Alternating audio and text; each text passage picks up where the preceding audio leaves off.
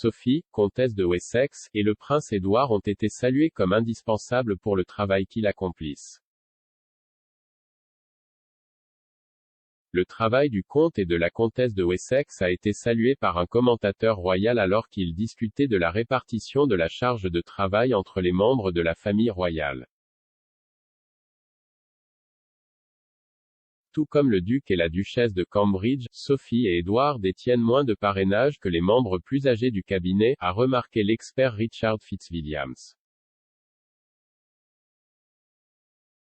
Néanmoins, M. Fitzwilliams juge leur travail très important et vital pour la couronne. Il a déclaré à Express.co.uk, les Cambridge ont moins de parrainage que le prince Charles, la princesse Anne et la reine, mais leur lien avec eux stimule énormément la santé mentale, l'environnement, la lutte contre le commerce illégal d'espèces sauvages, le sans-abrisme et, pour Catherine, les premières années de l'enfance.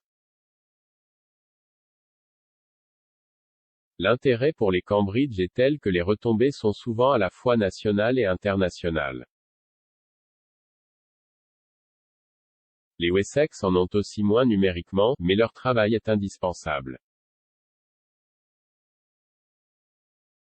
Parlant de la nature infatigable des enfants aînés de Sa Majesté, Anne et Charles, l'expert a ajouté, la famille royale effectue plus de 3000 engagements par an et est rattachée à plus de 3000 institutions. Cela représente un lien très important avec le secteur caritatif, la reine a des liens avec plus de 500 institutions et le prince Charles avec plus de 400. Lui et la princesse Anne, qui a des relations avec plus de 300 personnes, mènent invariablement le plus des engagements et tous deux travaillent extrêmement dur.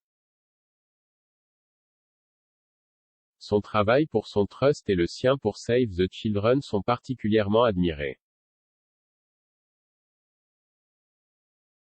Ces membres de la famille royale, ainsi que le duc et la duchesse de Gloucester et Camilla, duchesse de Cornouailles, doivent unir leurs forces au cours des prochains jours alors qu'ils doivent assister aux 22 Jeux du Commonwealth, qui ont débuté jeudi.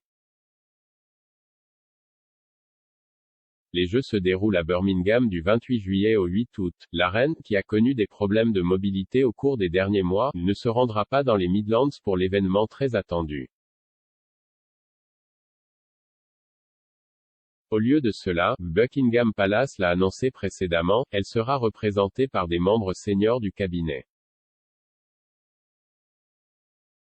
Le palais a déclaré dans un communiqué, le prince de Galles et la duchesse de Cornouailles, le duc et la duchesse de Cambridge, le comte et la comtesse de Wessex, la princesse royale et le duc et la duchesse de Gloucester assisteront à des événements et des engagements pour célébrer les Jeux, en plus de visiter les sites sportifs, d'assister à une série de rencontres et de rencontrer des athlètes, des bénévoles et du personnel de soutien qui aident à organiser les Jeux du Commonwealth. Lors de la cérémonie d'ouverture de l'événement, Sa Majesté était représentée par son fils et héritier Charles et la future reine consort Camilla. Le prince Édouard et Sophie étaient également présents, compte tenu du rôle du comte en tant que vice-président de la Fédération des Jeux du Commonwealth, CGF, les Wessex doivent assister à plusieurs événements sportifs tout au long des Jeux. Édouard a participé à toutes les éditions des Jeux du Commonwealth depuis celle d'Édimbourg en 1986. Le plus jeune fils de la reine, qui est vice-patron du CGF depuis 1990, s'est déjà rendu 3 fois dans les West Midlands avant le début de l'événement. De plus, il a rejoint la reine à l'extérieur du palais de Buckingham en octobre de l'année dernière pour le relais bâton qui, au cours des derniers mois, a parcouru le monde pour revenir à Birmingham avant les Jeux.